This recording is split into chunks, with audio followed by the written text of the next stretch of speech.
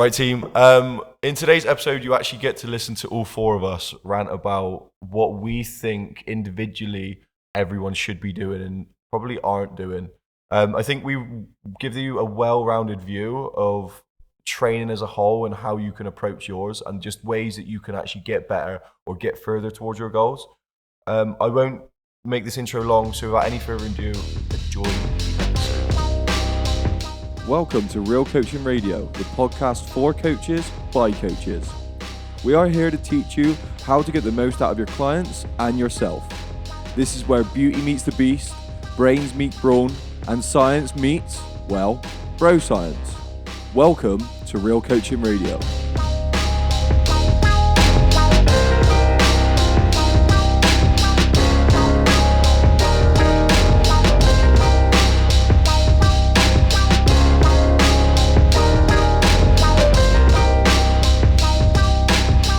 Who's got one that comes to mind straight away that they think is like really, really important?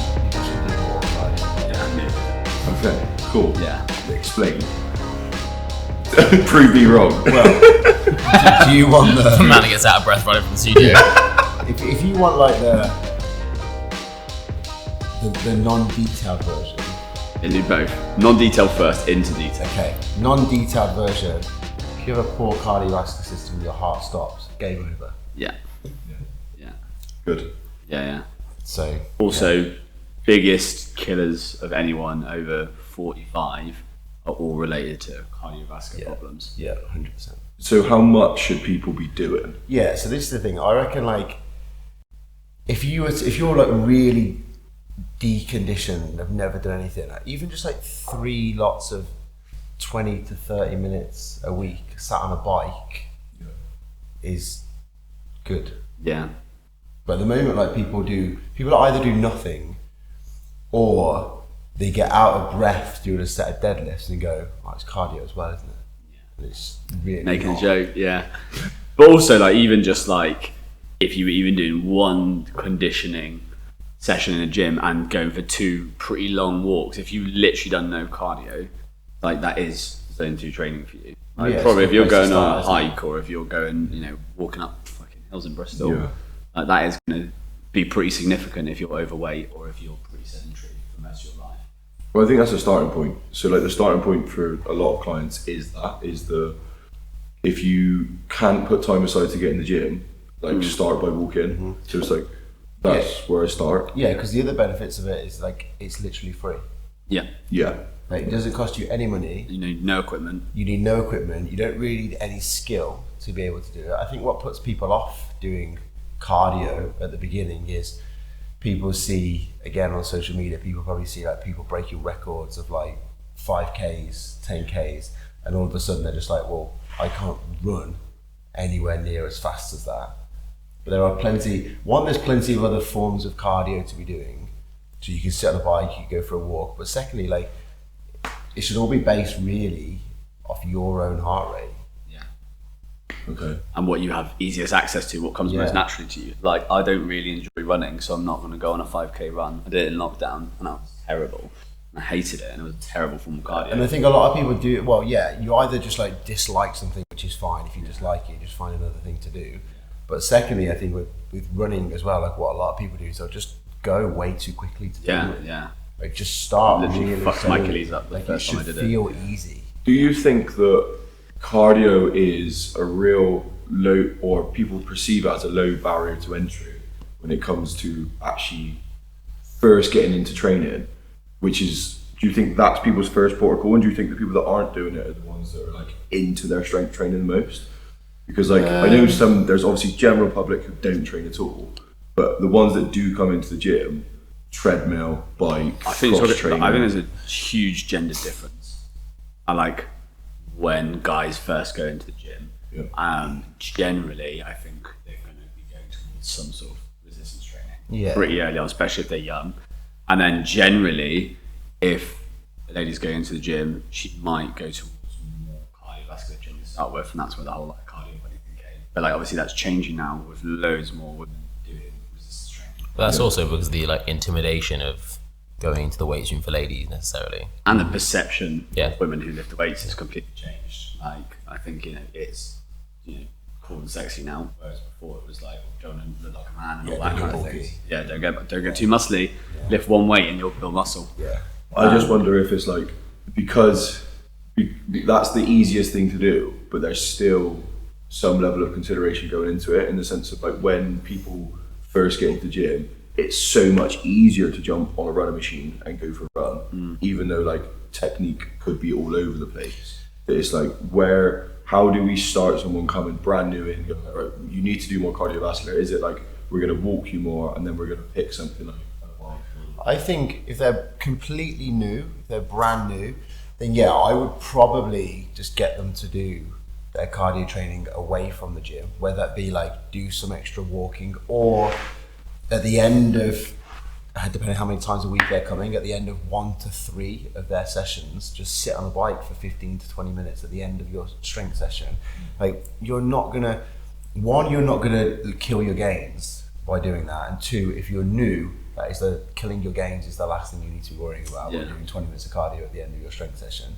But I would, I'm saying people should do more cardio, but if people are new to the gym, I would probably prioritize strength training for that person, because at the minute they don't know how to strength train, they don't know how to squat, they don't know how to deadlift. So you could spend your time more effectively in a gym by learning how to do these things, but then still get your cardio done and doesn't eat into your gym time. So again, you're taking into consideration people's total time that they have available in their life. Yeah, and like the perspective, if we're talking about brand new people, probably the number one reason people are going to the gym to start with is to lose weight. And the resistance training would be a priority if you want to lose weight. And then also using cardio rather than just focusing on cardio. Because there was a big perception of like, going to the gym, lose weight, I need to go on a cardio machine for 40 minutes. Yeah. Which is like an Soul inefficient destroying. use of time. Like, you're going to get more out of building some muscle, which is going to naturally lead to more calorie burn. But what I was going to ask is what we're actually talking about is people, not necessarily like us, but people who train regularly using weights, often lads, need to do more cardio. Well, yes. Because, and I think this is the what we should ask Mark, because of what reason, Mark, in the detailed explanation. Well, yeah. So Charlie gets to the end of a set of 5 back squats. 3 back squats. Maybe 2, depending on what it is, to be honest. And he's ready to lie down for 45 minutes. He was sweating more than the people in the sweat class last night. But straight up, like, so this is, I talk about it all the time, and it's like, look at what you're not doing for where you can improve. Yeah. Because it's like, I did the 4x5 at 80% back squats the other day, stopped the rest of my session because I couldn't recover. Yeah. And it's like, and I know if I did more cardio, that would improve. So 2 things. The first thing is, like, I think the answer to the title of this podcast of like, what should people do more of? The answer basically is like, whatever it is you're not doing. My actual answer was train your weaknesses. That is the whole, like, because that will improve probably majority of the aspects of everything else that you're trying to do. But secondly, the benefits of having a more efficient cardiovascular system for people who strength train and or are trying to build muscle is, 1, you're going to recover better in between sets, which means you can hit the 2nd, 3rd, 4th set harder, better. Secondly, you're going to recover better in between sessions, which means whether that session is tomorrow or in 48 hours time, you're going to be able to go harder within that session. And even like within the set, you're probably going to have like a higher level of performance. So let's say you did, 4 sets of 3 at a certain weight. Now, I don't know the answer to this, but what's to say that you couldn't get 4 sets of 4 at that same weight if we did nothing to improve your strength, but just improved your cardiovascular system? And that's what I find that I end up burning out coming towards the end of like the kind of, I guess, the lactate area when I'm doing reps, because it's just like, I don't have the ability to push through that. So the other thing I think is a real good benefit of cardiovascular training, and we are now moving away from a form of cardiovascular training that is a gentle 20 minutes on a bike to pushing into more like lactate threshold based, higher intensity cardio work. But the one other thing I do think it gives you is, like, it gives you a bit of grip. and it gives you a bit of determination. It gives you like this ability to like, you're in pain and you're willing to continue moving. Yeah, it's definitely much easier to get someone to go on a bike and get to a max heart rate or close to max heart rate for them than it is for them to go max out on a set. Yeah. Because they're most likely going to give up before they get to the point because they're just like, oh, this is really hard. But on a max heart rate, you're not even going to feel to the point where it leans over, and then you can feel the full suffering of what it's like to be at that high heart rate. It's also one safer. Yeah. But like I did that 1K on that bike and it ruined me. Yeah. It was a max set, and like people don't realize how hard they can actually push. Yeah. Do you know what I mean? What is a 10? Well, I think this is like similar to like what you and I were speaking about almost yesterday. Yeah. With just like, it's kind of, if we loaded up a barbell and said like, right, we're just gonna I want you to do 20 reps at that. It's just like, it's gonna get really hard. It's gonna really hurt. One of the biggest limitations to that is just like, it's probably quite unsafe depending on who the person is.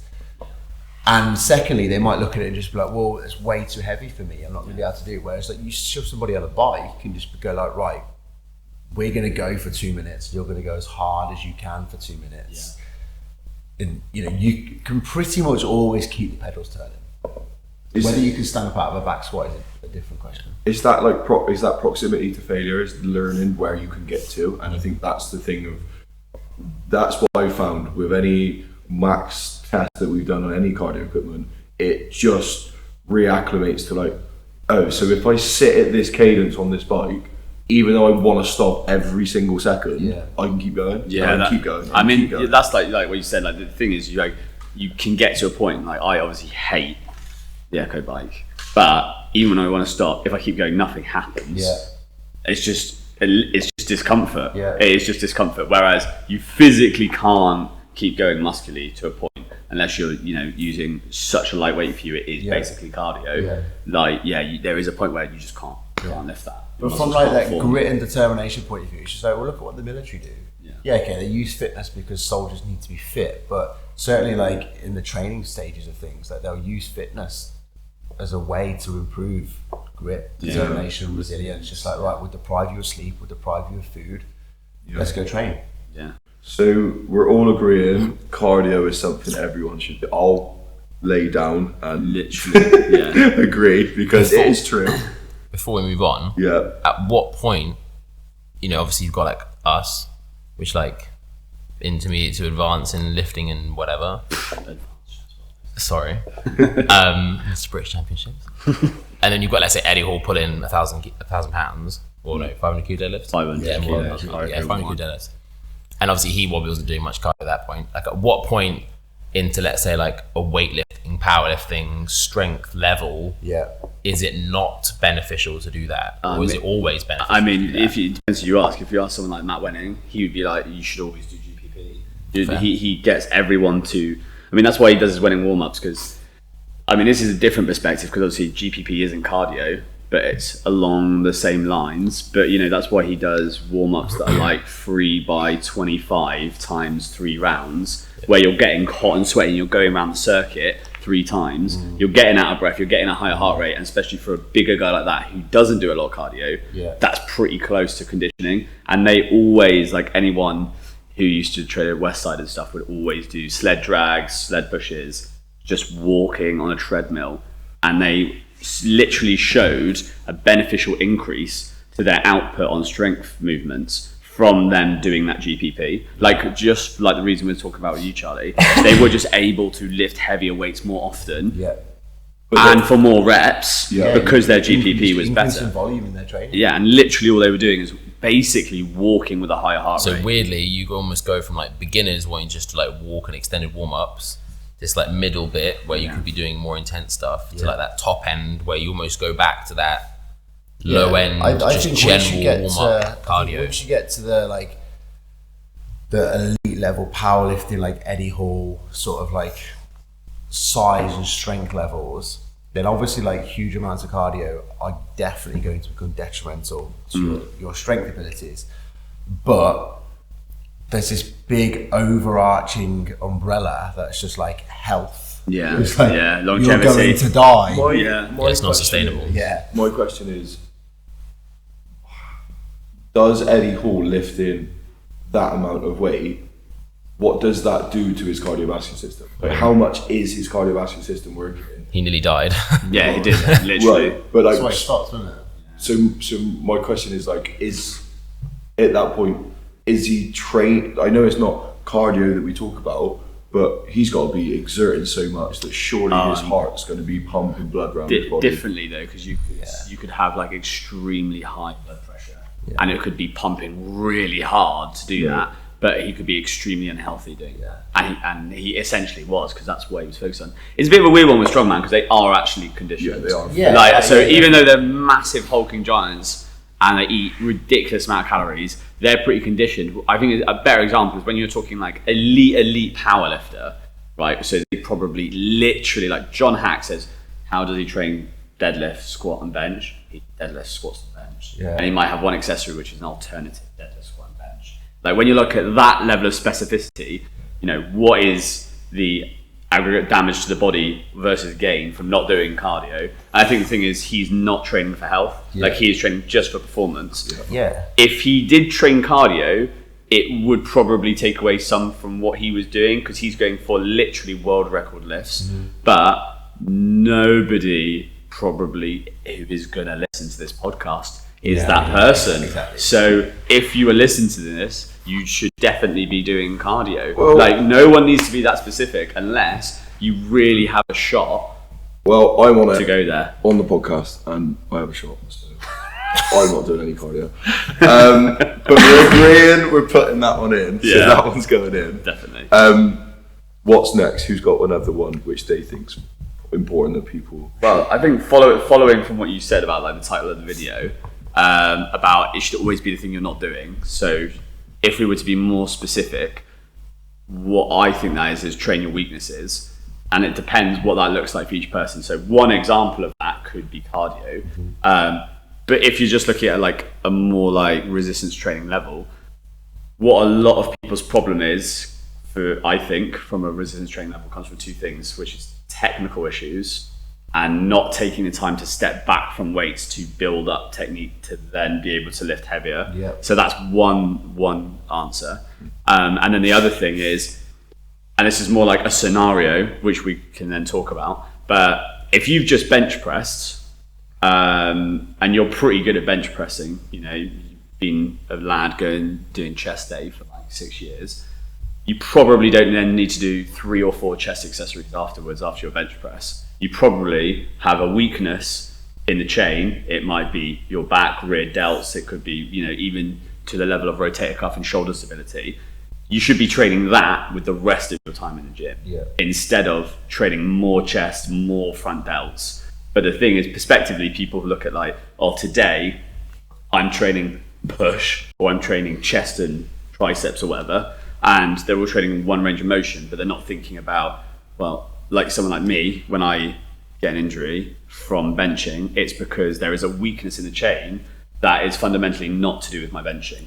And if I was training that weakness, I wouldn't get injured. So generally, if you have some sort of pain, or you have some sort of restriction, or you're hitting a plateau, it's probably not because you're not training the movement enough. It's probably because you've got a weakness in the chain. For squats, that could be, you might be really hip dominant, sitting really far back, and you have weak quads, or it could be the opposite. You could have no hamstrings and glutes, and you just can't feel your glutes at all when you squat, and then you probably need to train your posterior chain.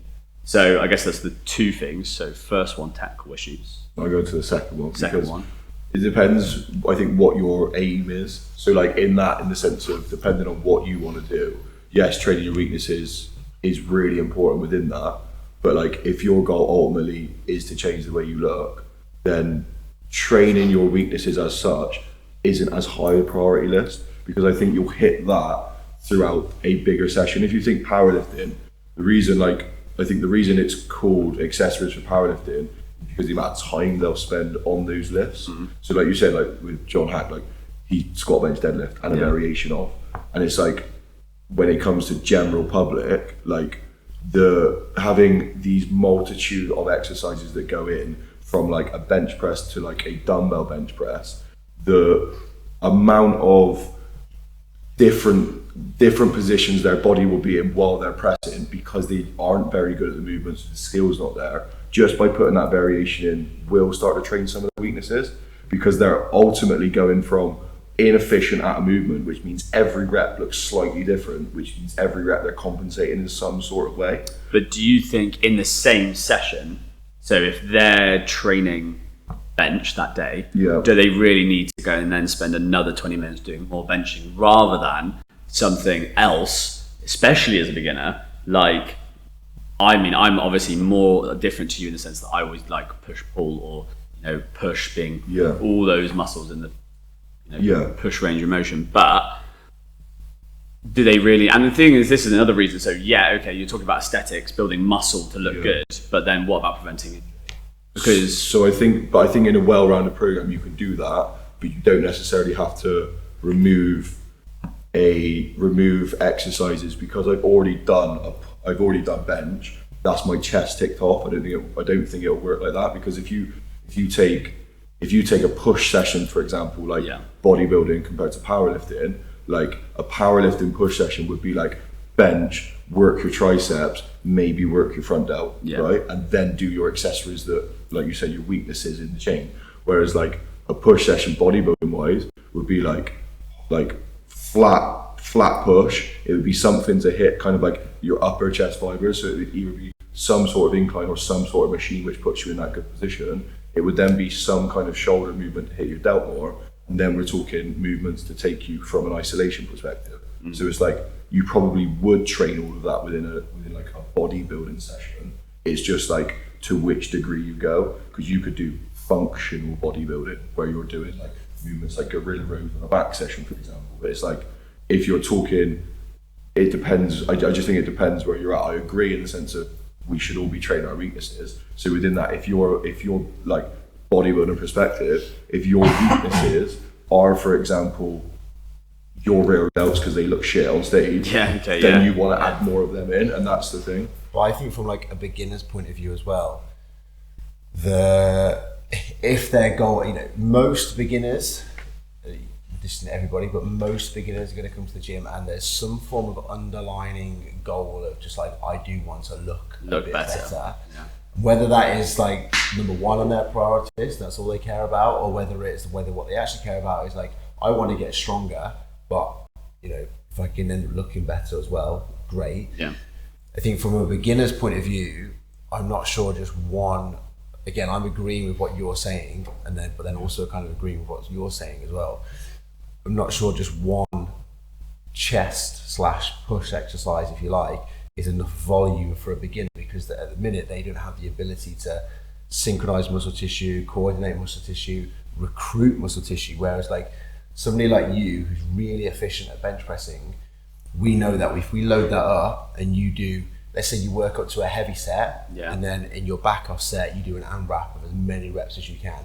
We can probably be, pretty happy that your chest is now nailed, because one, you've got the ability to go heavy to recruit those fibers, and two, we know that you've got the ability to push through within that AMRAP, which means you're going to drive loads of volume, cause damage to the muscle tissue. It's going to help it grow, those kind of things. Whereas like a beginner is not going to have that. Like you say, like every rep is going to look different. So they might need, in order for those fibers to actually get some stimulus, they might need a few more exercises. But that's not to say that, on another day, we do work on the antagonist muscles, delts, those kind of things.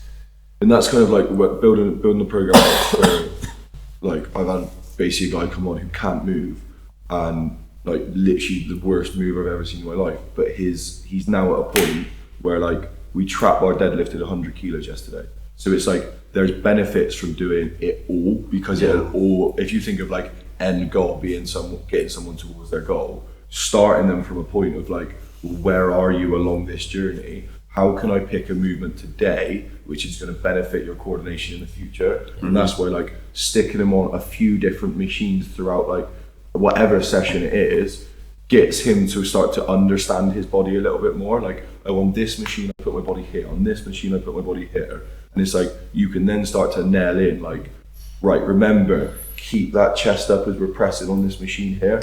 that carries over to a bench press in the future. You've taught that movement pattern more. Yeah, I do get that.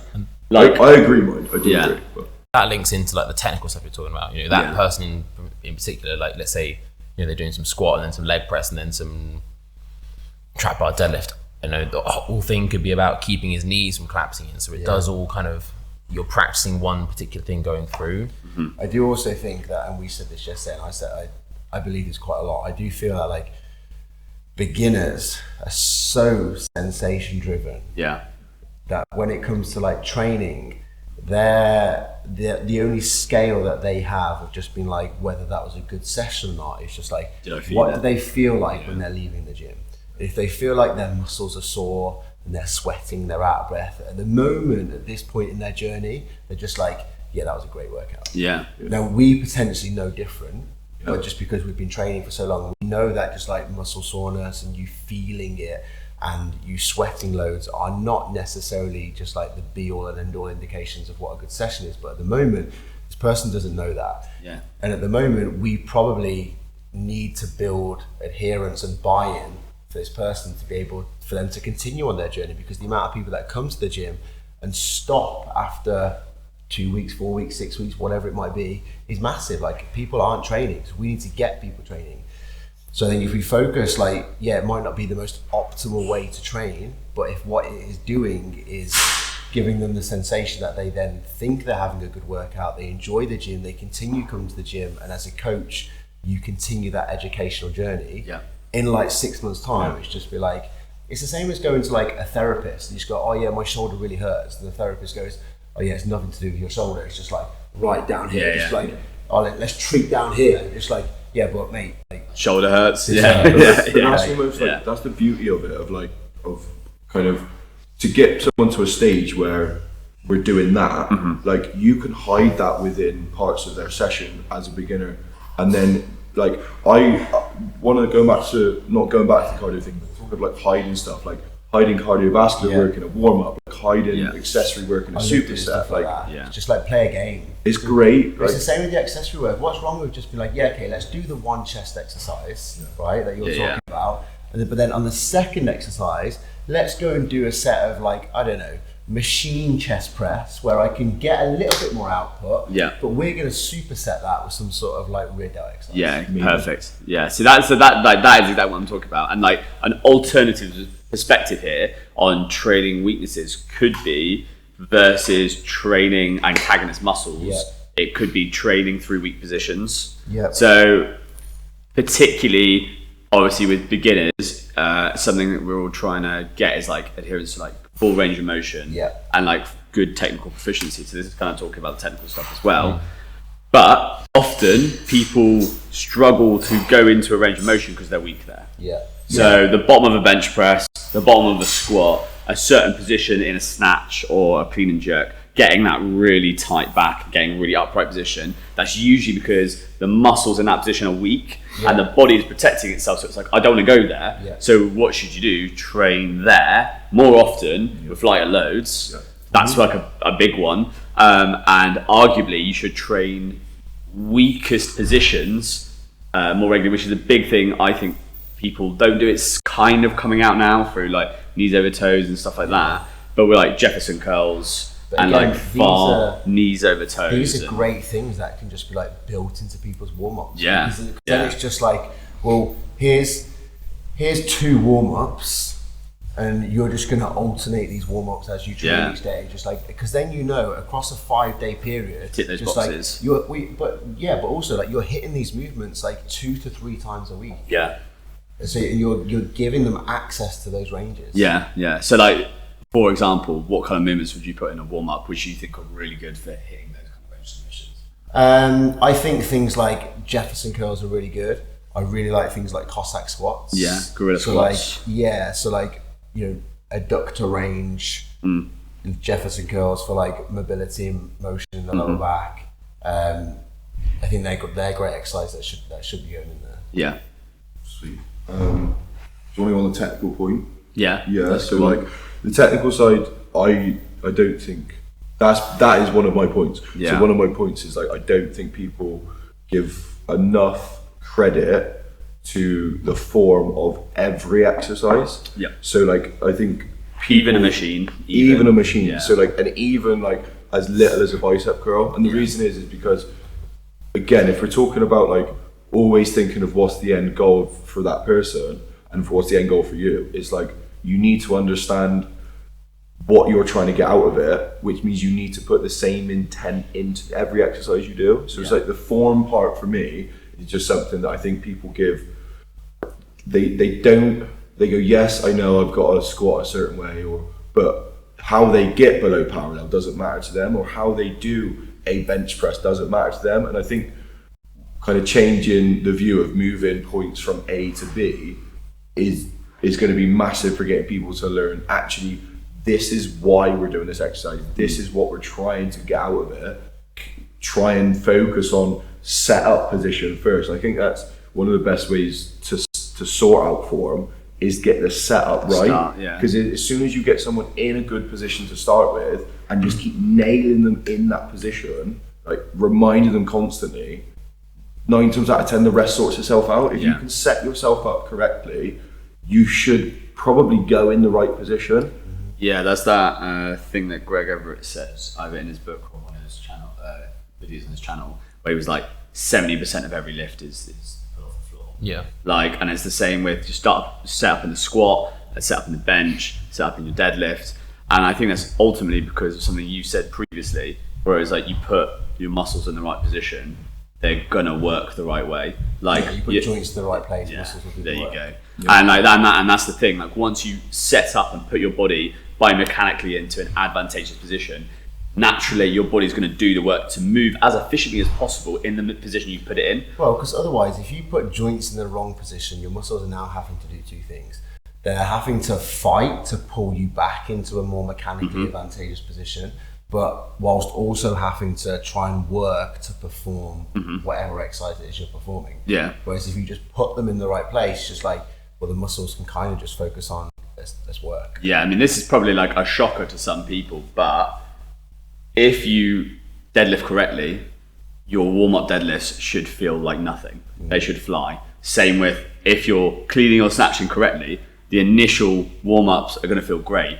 If it feels awkward from the start, like if it feels awkward as you're warming up, you're probably in the wrong position. Obviously, when it gets heavy, it's going to feel difficult. But even then, arguably, like as you get more experience, you'll realize even up to like 80%, you could move the bar really quickly and it could go because you're in the right position and your body is adapted to using that weight well. Yeah. But specifically as a beginner or even an intermediate, if as you're starting to warm up, you feel discomfort or it feels awkward or clumsy, you probably need to stay a bit of a step back and look at improving your form because it should feel really easy when you're in a mechanically advantageous position. And like that is ultimately, I think, the whole point of the technical stuff. One of my questions was going to be, or one of my things people need to think about is being like more focused and a bit like self-reflection during their training, which does tie perfectly into yours about the technique.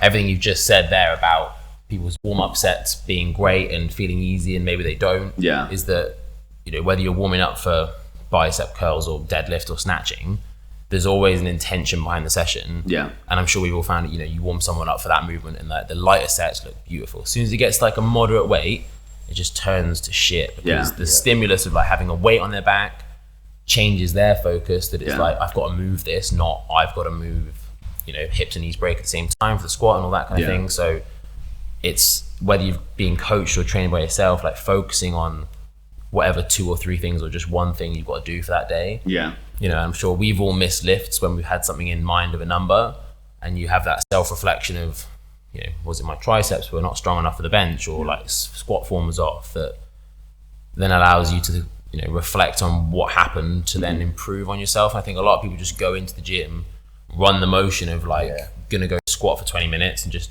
do whatever. Yeah, but I think that's the whole point of like the tech, like, is not taking care when doing it. And I think part of the reason we find it easy to do is partly because we're obviously well interested in it, but more so than that, I think something is said for the coach's eye as being part of figuring out what's going on. Yeah. So because we do that with ourselves all of the time, our coach's eye just dials in. And I think just general public, if they took the mindset of, right, every session I need to understand the intent and the intention behind it. Yeah. Every exercise I need to understand the intent and intention behind it. Yeah. And then I need to take some time to go, what went wrong? Gives me the ability to then work on my weaknesses, to then be able to actually improve throughout the gym as a whole. Yeah, so there's definitely some things, like 2 things definitely picked up on there. One, off that point, if you haven't got a coach, you should probably treat yourself as your coach. And you should probably take the perspective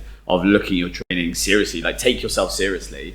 Like Jasper says, look at your training reflectively, have your notepad, write down what you achieved for the day, but write down how things felt, where you feel like you can improve, where things felt awkward, where they didn't. Go home, watch some YouTube videos, because objectively, it's not like we all just did my PT course and learned how to lift. Like objectively, we all learn from our own journeys of experience, and a lot of that was probably YouTube videos, books, speaking to people, going to other gyms. So you just have to take on that process to gain that knowledge. Like this isn't like a secret knowledge held by some Illuminati, like it's pre-open source. Yeah. Everyone can learn how to train well themselves. So that's one thing. But it's open source, but you have to go and find it. It's not. You have to make the effort to go find it. The gym Bible, unfortunately.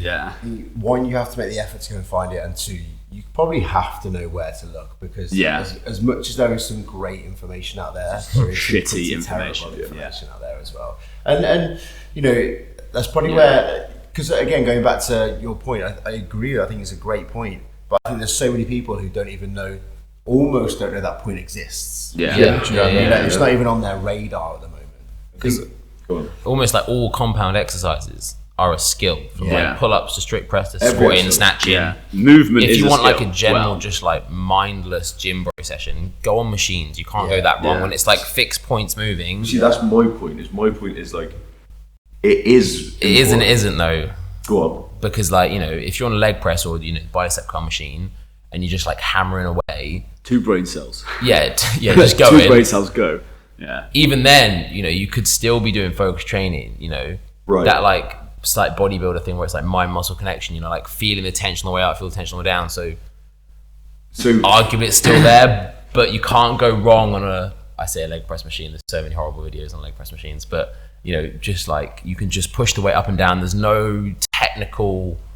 That's not entirely true. It's not, but compared to a back squat though. Right, yeah. So where you need to be moving correctly. But I think this is where people go wrong, is when they look at, they hierarchically, yes, there are things which are way more skill, way more concentration, which is why when we build a session, we build compound to something like a machine so they can just sit on it. Yeah. I just think like, if you can teach someone the ability to know how to do an exercise correctly, you're going to get way more out of that exercise, no matter what it is. Because like, if you start to then, I think that's a lot of the problem why you see people on machines moving badly, which you'll see way more of than you'll see people squatting moving badly, because people who are squatting normally have some interest in trying to get better at some things. I don't agree with that, but But like in the sense of when people come in and they pick a barbell, that takes a lot more interest to pick a barbell than just sitting on a machine and pushing, like you said.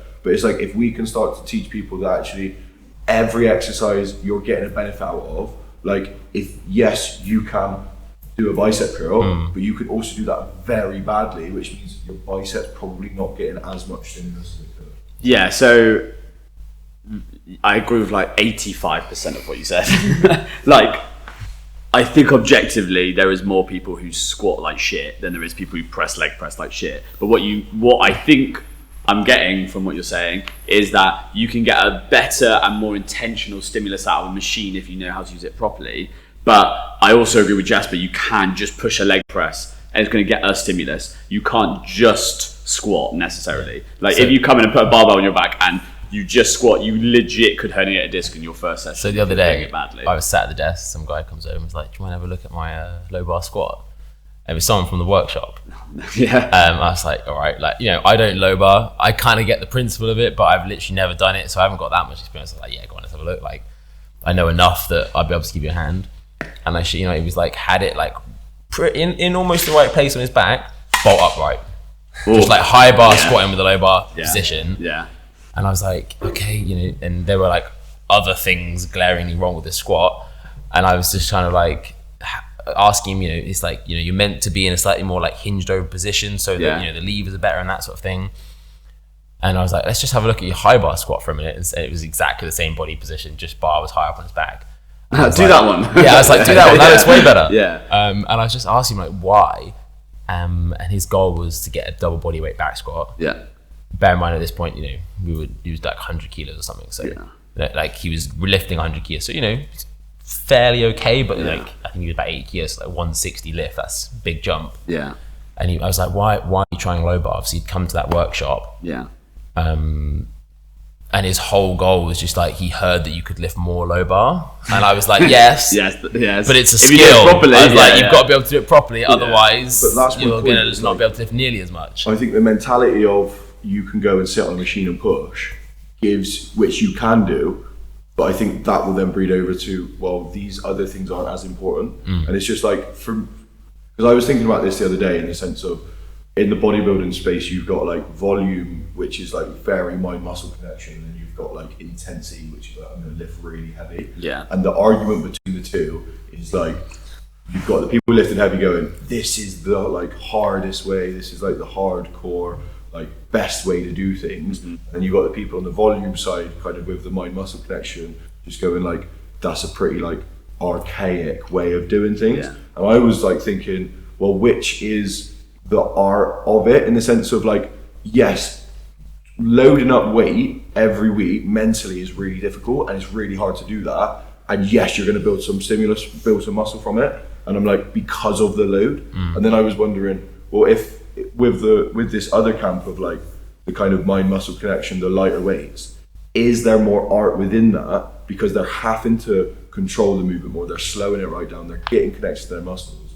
And I'm like, within that, both is probably applicable, in the sense of, yes, you can go on a machine and push, but if you can understand what you're trying to get out of it, like, you'll probably get a way better workout from the whole, where rather than just going, well, I'm going to press this leg press like that, not going to get as much if you understand, like, well, actually, this is how you do a whole leg press, this is the position you can put your feet in if you're higher up to hit a certain different part. It's like, that would probably carry over to like then coming in to do a back squat to know like, what position have I actually got to be in? And it's like, and that's for me, is like, every time I got a client, just because we're going on a machine, yes, you can push, still focus on these things, because otherwise like your workout then becomes less focused. Something I was thinking about from one of the previous things we talked about is you saying about beginners being very sensation driven, and initially I was like, oh yeah, that's quite a poor measure, because you know, you can do something and the next day you have no soreness, and you're like, well, that didn't work. But actually, sensation is what drives all technical progress, because when you're trying to learn how to do something properly, when you feel discomfort or you feel struggle, effort, like over too much effort, that's a sensation you're then dictating some sort of change by. So actually, learning to take some element of the sensation seriously is actually really valuable to you in being self-reflective and improving your training. And what I would say is like, yeah, generally that sensation is if there's discomfort or it feels really hard, and I'm not talking about load hard, I'm talking about or volume hard, I'm talking about the movement pattern feels hard, that's probably an adaptation you need to make. There's something you need to change. So that is just something that was like, I reflectively did think. I do think that, going back to your point of like, and it just might have been a miswording or whatever, but I don't agree with the fact that just going on a leg press and sending it makes it less focused. I just think it's a different focus. Yeah. Because if I said to you, just like, you're going to go on this leg press, and I want to put a gun to your head. Yeah. And you're going to 100 press reps. and I tell you you're allowed to stop pressing, otherwise I'm going to pull this trigger.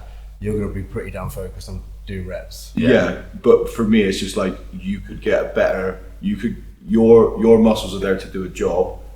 I could sit on this leg press and push with my knees all over the place. But that's not focus, is it? That's just a different focus. Yeah, but for me, it's like, get that focus in first, just so you like. So I agree with that. Yeah. I just like, I don't agree with us calling that focus and not calling this. Yeah. Similar to the bike being the max output compared to doing a back squat. Yes. If they can't hammer themselves on the back squat, technique on the back squat. Yeah, fuck themselves up on the leg press. it's definitely focused in that sense. I just mean like, again, going back to kind of the technical stuff of like, get the setup right, understand the benefit, then you can actually go to that. Yeah, level. so I agree. People should be doing things correctly. Yeah. So on the whole point of like technique and focus, would we agree that people should prioritize moving well over load? Yeah. So I think most you of the can- time. Yeah, I think if you can get clients to 2 points, the first point is you can move well and understand how to do all the exercises. Second point is you know how to make it hurt. Yeah. So I think we've talked about this a lot. You're gonna get pretty far. Because then this is where I think there's some disagreement, is because I think with a new client, and this is something I'm doing very regularly, is I'll start off with a high skill compound movement where there is a proficiency level that we're improving, and we'll call that our strength movement, but mainly it's a skill exercise. So that's a back squat, a bench press, whatever. I will then go on a machine and we'll go, 2 brace cells to failure. Yeah. 6, 12, 24 or something like that, or like That was horrible. But I do that all the time. It's so good because you can, you can use the machine better, but when you're talking about a beginner in the gym, how do you get them used and tolerant to a load that's actually going to have a decent effect? How do we get them to push? Well, you give them a target on something that's probably not going to hurt them, and they can literally just grunt work through. They physically just cannot do that yet with a barbell, like you're saying, with us bench pressing. Yeah. They can't do an AMRAP like we can do an AMRAP. And that's not some like elitist thing, it's just a proficiency thing. And that's just not the case with the chest fly. If you go on a chest fly machine, it's just going to go till it doesn't go, and then you put it down and it's going to go till it doesn't go. And you can get both the skill of going to failure or the sensation, kind of mind-muscle connection, even if it's just moving to a point of can't lift anymore, and you can get the skill of moving well in that movement and developing that at the same time. So there's like 2 different technical improvements there, like pain tolerance maybe, and also skill acquisition. But I think the problem, what I'm saying is I see too many people going off of your point of like prioritizing load over the form, which means that they'll go onto a machine, hear that you've got to go to failure, and instead of doing the chest fly correctly, their reps start to look like this, and you start to put your hands together. And then for me, it's like, well, the actual intention of the exercise is now removed. And it's like, I agree with what you're saying, and like we need to build up that work capacity for beginners, but at the same time, like we also need to be very careful that 1, you push a beginner too hard, they'll never come back. And 2, I don't think they actually need that much, because anything we're doing is going to be way more to failure than they've ever done. So like volume wise, getting someone in, if genuinely we're going at a really light weight on a bench press, like for however many sets, and then we go upstairs, and yes, we push them more towards failure because that's where we're going to go, like that failure to me is technical failure, because then we can start to ingrain in them technical failure is failure for you now, when it gets to the point where your technique's so down, which is what I've been doing with one of my clients at the moment. We now stick him on a machine and he actually can get to that level, because otherwise, like, and if you nail that technique in first, it's way easier to keep pushing intensity once the technique's down. As soon as I've got to pull weight back to then change it, to me it's counterintuitive. Yeah, no, I do agree with that. I do. So technical proficiency, spend time learning to improve technique, improve cardiovascular system, or do regular cardio, health longevity, bigger capacity when you do work sets / GPP. Training your weaknesses, whether that's through weak ranges of motion or antagonist muscles, the things that you're leaving out that might include smaller muscles you don't really think about. Or muscles that look shit. Yeah, all muscles that look shit for the aesthetic boys, brads out there. Anything else particularly stands out as like high value? Your focus one, like being focused. Oh yeah, sorry, yeah. So self-reflection, looking Just back on your concentrate on what training, you're doing. being your own coach. Probably just like slightly add to that, which is we've already discussed, but like go out and gain your own knowledge. I think that's a big one you talked to me about on the podcast before. But like going out and educating yourself, that could be by getting a coach who subsequently educates you whilst you're training with them, or it could be making the effort to take your health seriously and be like, actually, I'm going to go find out these things because it's valuable to my life. and if I'm going to take the effort. So the guy who came to me yesterday for online program, he was like, I want you to be my coach because I want to take this seriously, and I know without you I'm not going to take it seriously, and I'm not going to be bothered, I'm not going to research it myself. And I was like, fair play, that's good recognition, because it's a buy-in and it's an accountability. I'm doing the work for him, but that's what he's coming to me for, which is like perfect. So if you cannot, and I guess it's the same way as like people have meal prep services. If you can't prep your own food because you can't be asked, get a meal prep service. You know, like if that's better than a ready meal, it's better. So in that perspective, still waiting on it, by the way. Yeah, but yeah. So that is the answer. Mark came in with pancakes this morning, and we're always Dr. Pepper. Is there a? I think like just I guess my other point would be just like by linking it to why it's important to you. Yeah. Because I think like that's something. Why are you doing this? Yeah, like people kind of take the artificial goals of I want to like look better or I want to get stronger. It's just like, which way is that going to aid your life? Like, I think if you can figure that out, like we all train for reasons, right? That are deeper than me wanting to look bigger, right? Yeah. And it's just like, if people can start to be introspective enough to be able to know why they're doing something, then it explains why all of this is important. It's because it's important to whatever your bigger goal is. Yeah, I mean that's a good one as well, because like I guess it's like that. I don't know if you guys have ever heard of like it's like the 5 whys. Yeah. Can you ask yourself 5 whys to why you do something? And like if you can't get further down the line, it's probably pretty like vacant goal. It's something that you just think you should be doing rather than it's important to you. If you can keep going down the circle and then you realise what that actual goal is,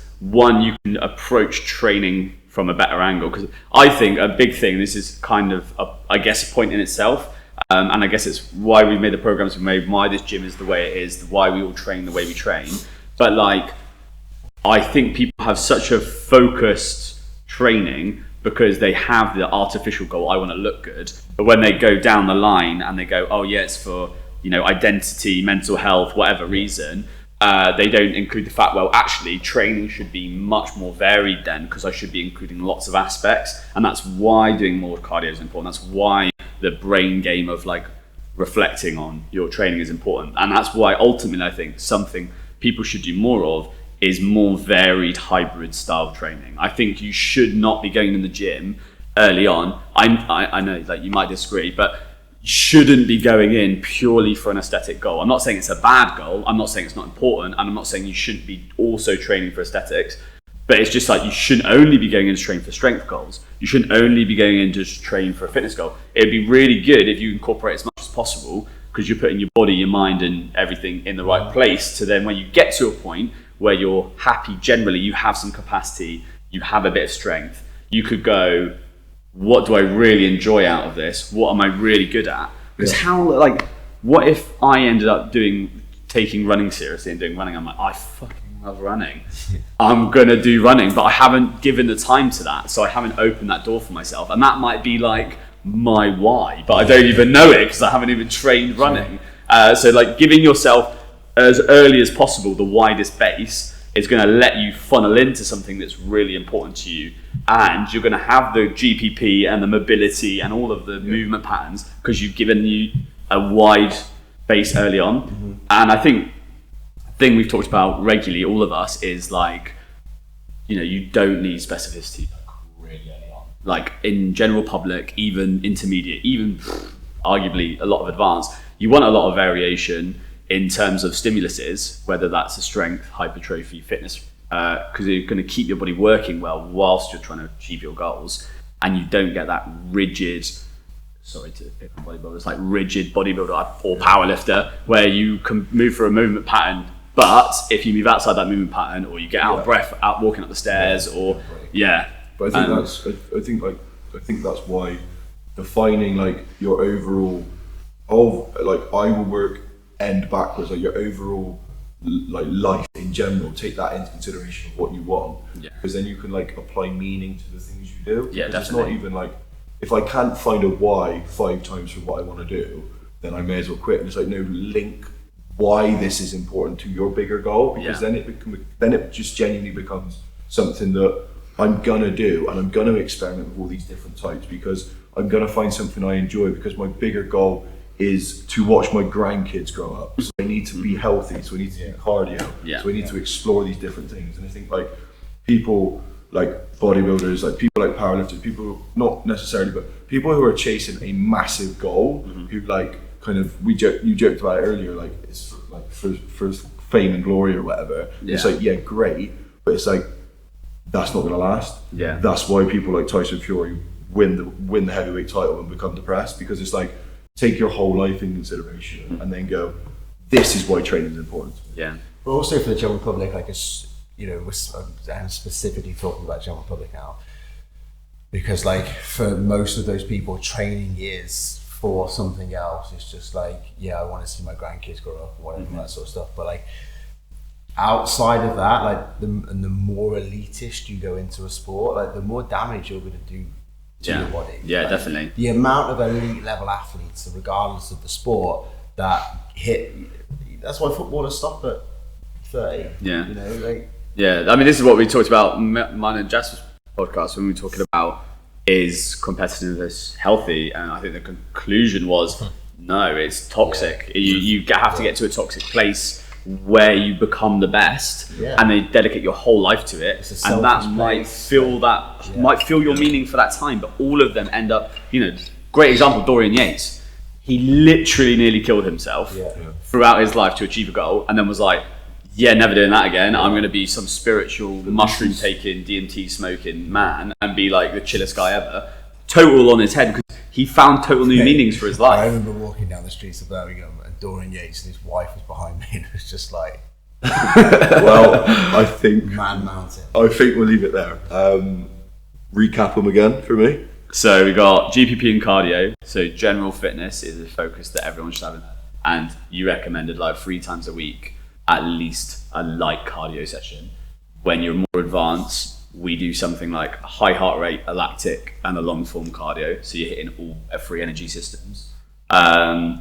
Technical proficiency, take a lot of time, especially early on, to improve your technique. That could also be improving like the way you use machine. It could be the way you use barbell.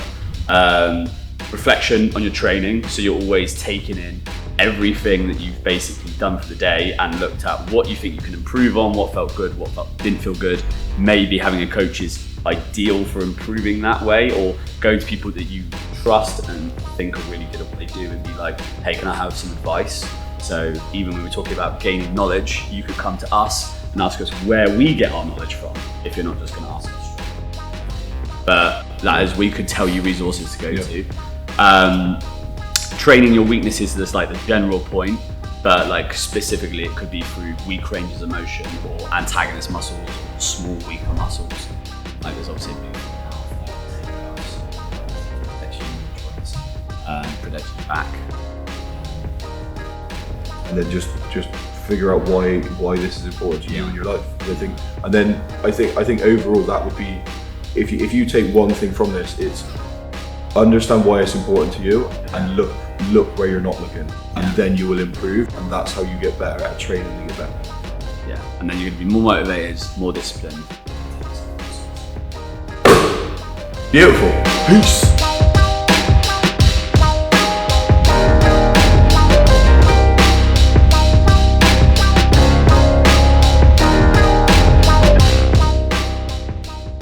Right, team, hopefully you enjoyed that one. Hopefully you enjoyed that one. That was, for us, that was really good actually. We liked getting in and having a good discussion. These are the talks that we pretty much have sat around the table, figuring things out. And I think that's why most of our training individually, but then like clients and members wise, I think that's why we are so passionate about it, is because we spend this time really thinking about what is important to people. If you can give us a 5-star rating and review on iTunes and Spotify, that would be great. Screenshot this, tag us all in it, share it on your stories, obviously at Real Coaching Radio, but then all of our Instagrams. The reason I've got to look at my phone for this one is because of Chris's, but it's at Mark Argent Series, at How the Body, How the Mind, at _symbiotic_chimp. It is the worst. Takes me forever to say, at Jasper Skule, at Origin Athletic Fitness. Follow us all on Instagram. If you've got any questions, again, message any of us, but probably message at Real Coaching Radio, and we'll start to try and work our way through them. Thank you for listening, guys. Thank you for supporting. We will see you on the next one.